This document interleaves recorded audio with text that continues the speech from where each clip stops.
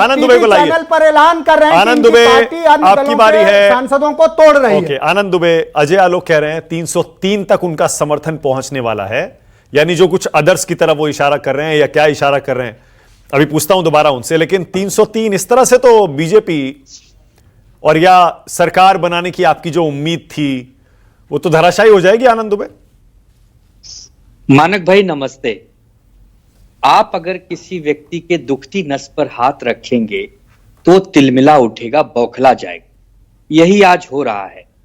एक पार्टी जिसने कहा था अब की बार 400 पार और वो 300 पार नहीं कर पाई है, तो जरूर वो विचलित है, परेशान है। हम उम्मीद करते हैं कि जल्दी जल्दी वो स्वस्थ हो जाएंगे।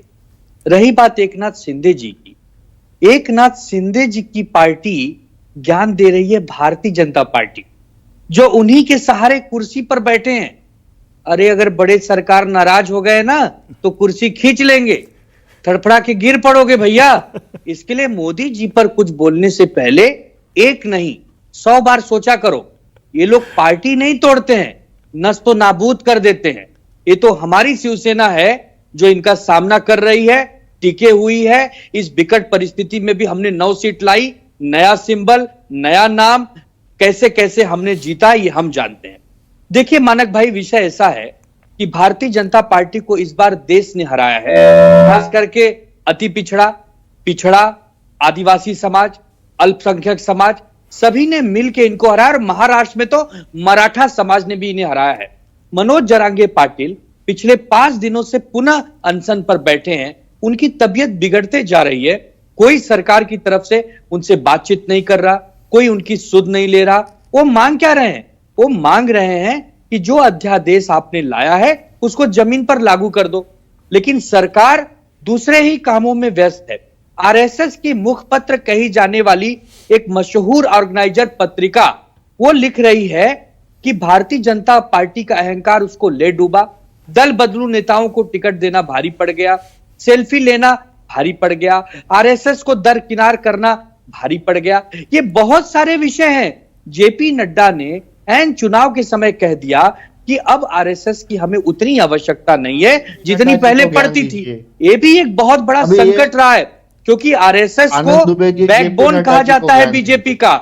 आरएसएस हो, आदिवासी समाज हो, पिछड़ा समाज हो, मराठा समाज हो, ओबीसी समाज हो, हर समाज ने इनको इस बार नकारा है। और ये छोटी हार नहीं है मानक भाई, लगातार एक अकेला सब पे भारी, पूरे भारत को विश्व गुरु बनाने निकला हूं, ऐसा कहने वाले मोदी साहब अगर पूर्ण बहुमत नहीं पा रहे हैं तो ये अजय आलोक जी माने चाहे ना माने, ये प्रधानमंत्री जी की व्यक्तिगत हार है।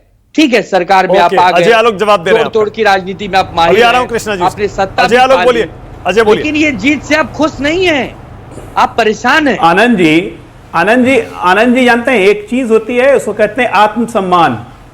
कम से कम घमंडियों को आत्मसम्मान रखना चाहिए भाई। किसको बोल रहे हैं, किसको आईना दिखा रहे हैं? 21 सीट लड़के 9 सीट जीते, 40% का स्ट्राइक रेट है और हमें आईना दिखा रहे हैं। अरे जाके खुद आईना देखिए, कहां से कहां आगे गिरते गिरते। मुझे तो समझ ही में नहीं आ रहा मानव, ये लोग खुशी किस बात की मना रहे हैं? मानक भाई एक खुशी मना रहा है कि हम 52 से आगे बढ़ गए, 99 पे आ गए।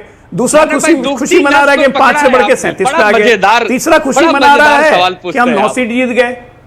और सबसे बड़ी खुशी मना रहा है कि बीजेपी को पूर्ण बहुमत खुद नहीं आया, 240 पे बीजेपी आ गई। खुशी इस बात की है हम कितने जीते इसमें खुशी नहीं है। अरे क्यों ना हो, पूर्ण बहुमत खुद से नहीं आया, बीजेपी 240 पे आ गई। सबसे ज्यादा खुशी इस बात की है। सरकार जो भाई संविधान बदलने जा रही अपनी जीत मानते हैं, उसको अगर देश की जनता ने आईना दिखाया है कि आपको ऐसी जीत अगले 50 साल तक मिले। और रही बात हमारी पार्टी की, अरे हमारी पार्टी अगले 50 साल तक ऐसी जीत रखी है, कर ही नहीं सकते हाथों में रहेगा। जिस पार्टी का नाम छीन लिया, चुनाव अरे आप चिन्ह गायब छीन होते लिया, जा रहे, अपनी वजूद की चिंता नहीं है। आनंद दुबे एक सेकंड रुकिए। अजय, अभी थोड़ी देर पहले आपने कहा आपका समर्थन 303 तक पहुंच गया है, उस पर आनंद दुबे कह रहे हैं इसका मतलब पार्टियां तोड़ेंगे। मनोज भी यही कह रहे हैं, पार्टियां तोड़ के आप ये 303 तक पहुंच रहे हैं क्या? या फिर वो जो अदर्स का आंकड़ा आया है, इंडिपेंडेंट्स हैं वो लोग? अलावा कुछ नहीं। प्रधानमंत्री मोदी जी का विजन ऐसा है कि 24/7 2047 ये जितने एक जीते हुए हैं, जो निर्दलीय जीते हुए हैं, कुछ हमारे ही हैं, सब संपर्क कर रहे हैं।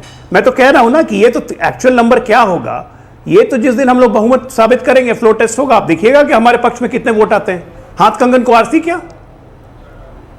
और ये आपको क्या लगता है, ये घमंडिया अलायंस जो बना हुआ है, ये टिकेगा क्या? जरा निकलने दीजिए उत्तर प्रदेश में 403 सीटों पर यात्रा, उसके बाद देखता हूं मनोज काका किस तरह से उछलते हैं। मत भूलिए, माना कौन सी यात्रा? समाजवादी पार्टी हो चाहे बहुजन समाज पार्टी हो, इन्होंने जमीन छीनी है कांग्रेस की। जमीन छीनी है इन्होंने, जमीन छीनी है कांग्रेस। एक सेकंड यार, मनोज प्लीज एक सेकंड। अजय, कौन सी यात्रा की बात कर रहे हैं? 403 सीटों पर यात्रा निकालेंगे, क्या कह रहे हैं? और नंबर पे इतना घमंड मैं कह रहा हूं कांग्रेस अभी धन्यवाद यात्रा निकालने जा रही है 403 विधानसभा में, वो यात्रा निकल रही है। बीच में इनको स्टूडियो का फायदा उठाने से मना कीजिए ना। हाँ बोलिए बोलिए, मैं अपनी बात खत्म कर लूं फिर बोलिएगा। ये 403 सीटों की जब धन्यवाद यात्रा निकलेगी तो सबसे बड़ी बेचैनी बढ़ेगी समाजवादी पार्टी और बहुजन समाज पार्टी की, क्योंकि कांग्रेस की जमीन छीन के ये समाजवादी पार्टी और बहुजन समाज पार्टी खड़ी हुई है।